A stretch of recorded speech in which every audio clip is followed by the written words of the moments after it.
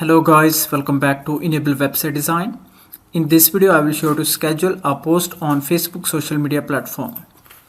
Let me go and open Facebook. And now let's create a post on Facebook. You can create a text post, image as well as videos. Now let me attach one image, this one, and then click on next button. If you have personal Facebook account, then you will not be able to schedule your post.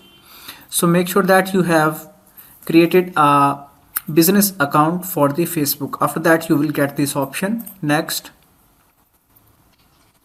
and then here you can see this one, scheduling options. Click here. Then you can select a custom date and time. For example, let me select this one, tomorrow 27. Select the time. Okay, keep it as it is, then schedule for later. Then click here.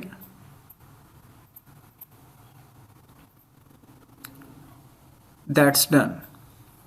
Here you can see your post is scheduled.